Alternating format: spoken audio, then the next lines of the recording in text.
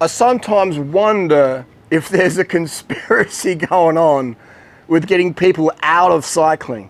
Today, I'm in Chiang Mai, Thailand, and I'm at the foot of the Himalayas. Behind me is Doi Satep, which continues on to Doi Pui, which I have one of the fastest times up Doi Pui.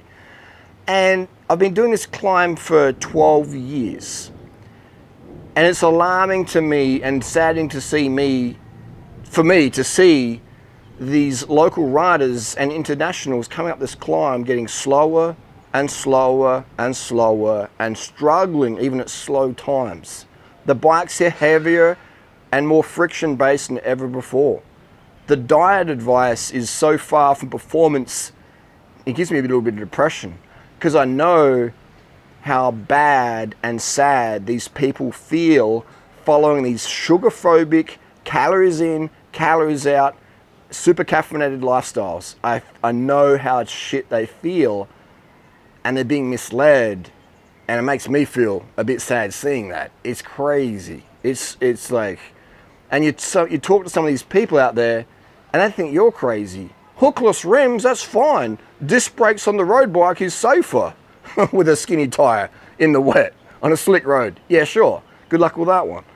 Carbohydrates are bad. The slimmest nations in the world don't eat the most carbohydrate. I need more fats. I'm fat because I don't eat enough fat.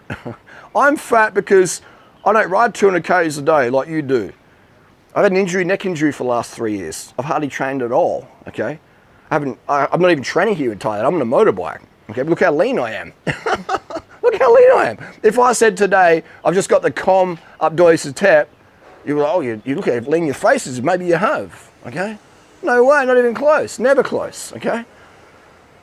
But that's the misinformation that's out there. And the riders are getting fatter, they're getting bigger. And again, just because someone's fat doesn't make them a bad person. But I know 100% of cyclists want to be lean, okay? I've never met a cyclist who wants to be fat. Most cyclists, recreational cyclists, ride a bike for weight loss more than the enjoyment of cycling. I ride for the enjoyment of cycling. I ride for transport. I don't exercise for weight loss. That's dumb, really. Nutrition keeps you lean. My protocols keep me lean. But these cyclists, they're riding for weight loss, and they're overweight, and they're riding up the hill on these heavy, expensive bikes. The rotors are rubbing, ting, ting, ting. And I just feel for them, man. And they got way too much clothing on. They're just like, and no gloves, but like all these bibnicks and stuff, but no gloves. They got material where it matters. Sorry, material where it doesn't matter, and no material where it does matter on your hands. And oh man, it's like, and these people do not love cycling. They soon fall out of love with cycling. But the cycling industry doesn't really care because they got 50 grand, 100 grand from them, 20 grand at minimum. The expensive Rafa jersey, the expensive Specialized S-Works bike that's $20,000 Australian now for the worst S-Works ever road bike. These mainstream cycling channels, GCN, even Cam Nichols the other day, I saw something, someone said, oh, calories in, calories out. And I was like, oh my God, you know what I mean? Like, where's the hope, all right? All we're doing by saying calories in, calories out, we're fueling eating disorders. When people say, oh, it's not about what you eat, it's just how much you eat. We're fueling eating disorders. We're fueling depression. You're depressed, go see a doctor, get some meds. We're fueling that. Oh, the disc brakes is more aero. That's bullshit. That's an absolute lie. Disc brakes are not more aero for your road bike, okay? They're not. It's more spokes than a rotor is not more aero. They feel like crap on road bikes compared to rim brake. Every single pro rider who's going to be honest with you shares the same opinion. It's fact, okay? It's an opinion that's actually a fact. But you tell people this, you tell this to new riders, and they just go, unsubscribed, you're weird, and most of the time because they have, Dunning-Kruger, because people love sexy words, and it's just crazy, man. It's easier to scam noobs than convince the noob they've been scammed. And nobody wants to say, hey, I'm a noob, I don't know what I'm doing. That's that ego, okay? And when you have someone with a big ego and low self-esteem, which is the same ratio, it's a relationship there, they will spend the big money on anything that's expensive to say, look, I own this, I'm significant. And if you go in there and say, actually, you got ripped off and scammed, they will definitely say, you're crazy, bro, because my ego can't allow me to understand I've been scammed. You mean I paid $7,000 US for an S-Works frame made in China for 100, 200 bucks? No, you're a liar. This is made in Taiwan. All S-Works frames and forks are made in China, and they're shipped to Taiwan for stickers and shipping and less taxes. Okay, nothing wrong with being made in China, but people can't even acknowledge that fact. That's an industry fact. Same with Pinarello, made in China frame. Last 10 years, the carbon bikes. Okay, it's crazy. But so people said, do you ever suffer from depression?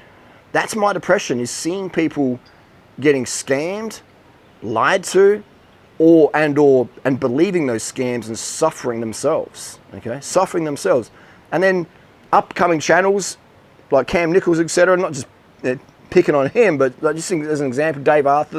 There's new channels that are doing quite well.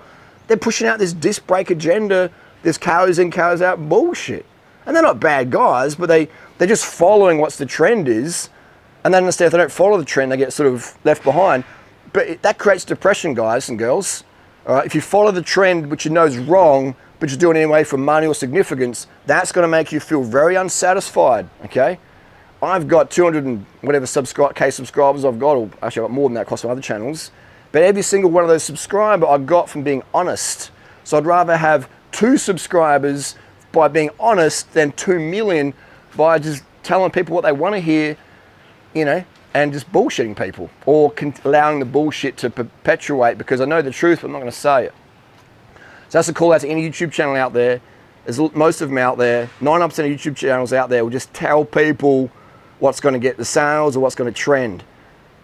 And I'll tell you what, man, like that's going to make you feel depressed as fuck at the end of the day because you're becoming part of the problem. And when we're part of the problem versus part of the solution, we're going to feel mad depression, man. Mad depression, all right? Mad depression. Look what happened to a lot of YouTubers who try to take me down in 2016, 2017. I don't have to mention any names. You've been watching me long enough. Look at them all today. I feel sad for every single one of them. I feel sad for every single one of my haters out there because you look at their faces today. They don't look well. They look sad. They look depressed. They have mental health issues, and I feel sad for them. They believe the lies, okay? Well, they spread the lies. Anyway, that's just the deal.